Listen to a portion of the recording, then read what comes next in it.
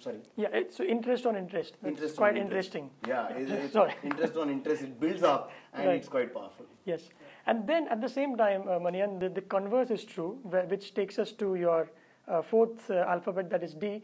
Interest on interest, when you take a loan, it hits you as hard as you would invest, and maybe harder than that. That's so there are times when, how do we plan our debts, for example, that is D. Yeah. Because in today's world, if you have to buy a house in Mumbai, Bangalore, or any of these cities, you need to get a loan.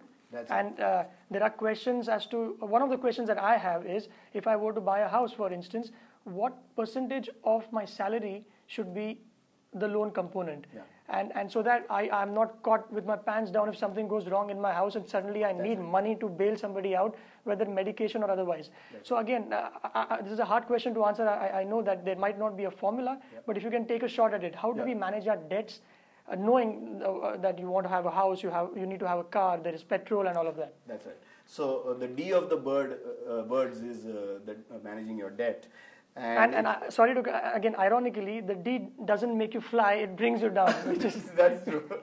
Yeah. Yeah. I think it's extremely important to manage this portion of your finances. Debt can be a killer. Leverage, as most of the financial literature will tell you, can be a great positive, it can be a great negative. What leverage does is magnify returns.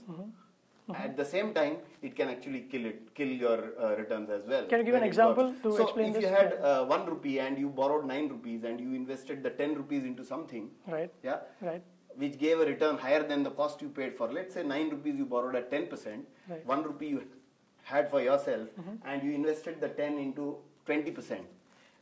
At the end of 1 year, what will happen? You will have earned 20% on 10, which is 2 rupees. Right.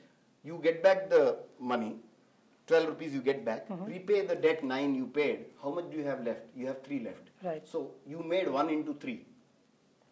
Right. So what is the return? Phenomenal. In 1 year you have made 1 rupee into 3 rupees. But you have tripled your money. That's the positive. Gambling with borrowed money is what you're talking about. That's right. But at the same time, what if the reverse happens? What if you took the same example, you had 1 rupee, you took 9 rupees at 10%. Right. Yeah. And invested it, assuming you will get 20%, but you got minus 20%. Right. So what happened to the money? So the 10 rupee, it became 8 rupees. The 10 rupee you invested became 8 rupees. So you got back 8 rupees at the end of 1 year. You don't have enough money to pay back your 9 rupees you borrowed. Your 1 rupee is gone, and you still have to get 1 more rupee out of your kitty and pay back. So what did it do? It looked like tripling the money. On the other side, it made you bankrupt. Right? You had 1 rupee and it's gone. So it's never a good idea to borrow and invest. Debt is extremely dangerous. So first principle, debt, you must be extremely cautious about for what do you take debt. So take it only for constructive reasons. Don't take debt and put it into equity markets, for example. Right. Take debt if you must. For buying a house, most people do take debt. Right. But largely, the value of house does not diminish that fast. 1. 2, a house is a necessity. Whether the value is X or Y does not matter. You need a house to have a quality of living. So therefore, it is an absolute necessity. So therefore, the first thing you do about debt is borrow only if you must. Number 1. Right. While I say this, let's go back to our credit card that we talked about. Right. Credit card is one way by which surreptitiously you could just add up debt. Yeah, because you spend money and don't pay the 5% that is required. It is debt. People don't realize it is debt, and it is extremely expensive debt. The rates on credit cards vary between 24 to 36%. Right. A typical home loan would cost you about 10 to 11 to 11.5% at best, and cards would cost you some 24 to 36. So they add up to debt, and without knowing that you are taking up debt, people take up debt. So cards is one way by which you just pick up debt. And what do you use the card for? Some consumption, right? Yes. Some having some fun, and then land up taking debt for it. So it also, card is one thing which can cause debt for the wrong reasons, right? Unlike a home loan, which is for a good reason, card can cause a debt for a wrong reason. So I think one is control your impulses, control the card expenditure, and don't stack up debt on cards. That is one. The second important thing is, always the mindset must be that repay the debt as early as you can. I'll just again give, the compounding that we talked about in investment works in reverse, right? Exactly. For debt. So if you took a 50 lakh loan, yeah, and you had, for argument's sake, let's say it was at 11%. If you agreed to pay 17,000 rupees more on EMI, you can cut the tenure of the loan from 20 years to 10 years. Right. This is the power of compounding in the reverse, right? So I think it's very important to stretch yourself to repay the debt as early as possible. If you get windfall incomes or gains, try and pay debt off, right? Don't say that, okay, let that debt be there and let me invest in equity markets and let make more money. Or in gold nowadays. So gold is relatively safer investment, I would say. I would differentiate between gold. But even then, yes, I would still not borrow and invest in gold. Yeah? Right. Gold is safer than equity, but even then I would not borrow to invest in gold. So I think it is important to plan how much you can pay and be aggressive about that, repaying the debt as early as possible. And typically I would say that, the amount of debt you should take, if the repayment of that debt crosses 40 to 50%, 50 I would say is the max you should go, but preferably 40%. 40% of your income is the amount of EMIs or repayments or debt service that you should do out of your month's salary. Right. So that's like in if you got 100 rupees salary every month, you should not take up debt which will cause the EMIs or repayments to go above 40 rupees. Right. So I think as a thumb rule, if that is what you follow, it's very important, because also these things, now in India also there are these credit scores, right? And it's very, very important to protect your credit score. So if you overborrow, it can impact your credit score. What does that mean? Can you please explain what's a credit score? There are agencies which score you for how creditworthy you are. And it's extremely important. So they have data, all banks give data to these agencies. CIBIL is one of such agencies, there are others. But they give data to these agencies about your repayment track record. In fact, over a period of time, even your payment of phone bills and electricity bills will determine your credit score. Really? Yes. So if you pay them in time, your score will be high. And it's very important to protect your score so that on a rainy day when you have to borrow, first you can get the money, second you can get the right amount of money, and third you can get it at the right rate. So even paying your 500 rupee credit card bill on before the due date is important for these little things. Absolutely important. So actually managing debts is part of managing debts is also to keep your credit score high by paying your bills, EMIs, all that in time. And it's very important to do that, because in the long run everybody takes on debt in some phase of their life, right? When you want to build your house, nobody has the money sitting to buy a house unless you were born with the money. So most people have to borrow, and therefore it is important to keep your credit scores good and borrow at the right time. Make sure you borrow those rules that I said, 40 to 50%, not more than 40 to 50% of your income should go into repayment. So these are some of the rules you follow managing your debt, but it is as important to manage debt as it is to manage investments. And usually both these many times run concurrently, because suppose I am a 30-year-old person, I have to buy a house. That doesn't mean that I will stop investing. So I still have to do that 1,000 rupees that I said I must do in SIPs or recurring deposits or stuff like that. So I think most of the time both these happen concurrently, and it is important to manage both parallelly. And then finally, when we move on to the last one, that is S, which is probably the most emotional of them all, security of your family, where it's hard to put a number on. That how do you propose people should approach this? All through this BIRD, we were optimistic about things, right? We wanted to we were thinking about positive things. We were thinking about new houses. We were thinking about education or for kids. So we were only being positive. But the reality of life is you have to plan.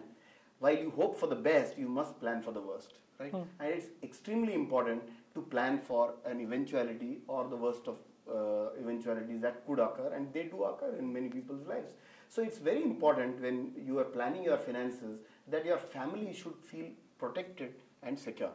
So some of the ways you do that, obviously on a regular basis, most people don't realize the importance of nominations. When you have a house in a cooperative society, it's important to have a nominee. Yeah? Right. Or the house should be in 2 people's name, not in 1 person's name. Or even all your investments, all your fixed deposits, bank accounts, all these must have either nominations or a joint holder. These are important things, because if something were to go wrong, the process of getting that money to the family becomes much easier. So that is one part. Second part is will. Yeah, most people think will is for people who nobody knows when he is going to die. So therefore, to assume that I'll write my will then when I think I'm going to die is a oxymoron, right? It never happens. So, but generally, will it's known that, or from what we see in the movies, etc., at least, or that only the rich write the will. But it's so not is true. Is it a house? Just take an example of a house. And if you are in a family which had 4 people and there is one house, what will happen to the house? And it's not only rich people who have their house. Sure. So there are people, and if you are not rich, even a 2 lakh rupees for your family, if you were not there, is very important. So it's probably even more important for the non-rich to have a will. So I think that is number 2. Third is things like insurance. And insurance, when I talk about it, is about medical insurance and life insurance. Obviously, especially if you have debt, you must make sure that your insurance policy will pay off the debt.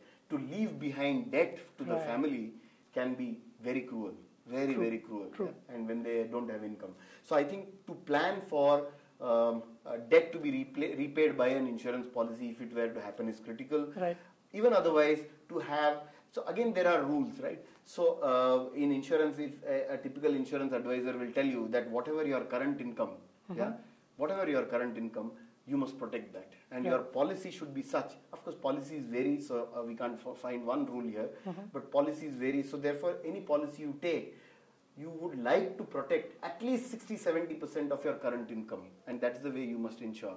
Or many times people think of insurance policies, because many insurance policies have an investment component in them, and again there is this issue of how much I will save. Right. So even a term cover, which is a small write-off, which you can budget as an expenditure in the first point that we talked about, budget, you can expend for a small budget for a small expenditure and cover your insurance for yourself, at least the earning members of the family. So I think protecting the family, if something unforeseen happens, is extremely important part of good money habit, and therefore leaving behind for the family a corpus which can at least see off a particular phase when they get back to making income and stuff like that is very critical. And most people believe that young people don't need it. Actually, it's not true. Accidents happen. Anything could go wrong, and I think it is actually better to start early, because your insurance premiums are much smaller when you are younger. Your premiums are less, so it's always better to start early. Again, we go back to 20 years back is the best time to start, and therefore starting early is very critical, even from a secure your family point of view. Thank you, Manian, for your time. It's great, and the acronym itself, BIRDS, is easy to remember and also has a tone of optimism to it. Yeah, and you can fly. Yes. Yeah? If you plan using BIRDS, I think you can fly in your life. Yeah. Hope so. And Manian, before we log off, you had mentioned a little something about when we were talking about what are the different tools that we can use to track our income, our money, our savings, whether it's an iPad app or an Excel sheet. And you mentioned a little something about that you guys are doing at Kotak. So could you quickly take us through what is it about? Yeah. So we are launching a personal financial management tool. So it's a PFM tool, which basically what it does is it basically allows you to consolidate all your, it is a bank agnostic or a provider agnostic tool where you can put in all that you have with multiple places, multiple banks, multiple mutual funds, all that you can put it in one place. Right. And then it gives you a single view of all your investments and all your financial affairs, right? In some sense. So that is first challenge in always managing your money, because to know that what is lying there is one of the biggest challenges people have. So first it does that to simplify it. Second is once it gets everything together, it allows you the kind of calculators that are there in terms of what we talked about, some of the calculators. There are many more calculators like that there. So you can plan for what to do. Third, you can then it gives you kind of easy to understand graphs and stuff like that, which make it easy for a common person to understand. Because one of the things about finance is, you need to simplify, decomplex it in some sense. Because people get very, very worked up with all this jargon. So I think we are trying to de-jargonize it and say, make simple graphs, simple visual tools, which will make it more intuitive for people to understand. So it's like a dashboard where I get everything at one place. And will it also have such in manufacturing? There are things like if your stock goes down below a particular level, it beeps saying that this is safety stock. So do you have algorithm stuff like that? That's right. So it will give you things like you can set triggers, you can do stuff like that. And it gives you both sides, your asset side and liability side. What is your asset side is the investments you make, liability side is the debt you take on. It gives you on both sides of your balance sheet, it gives data on that, you can consolidate all that. And so is it available online? It will be available on the internet. All right. Great, we look forward to that. Thank you, Manian, for your time again. Thank you very much.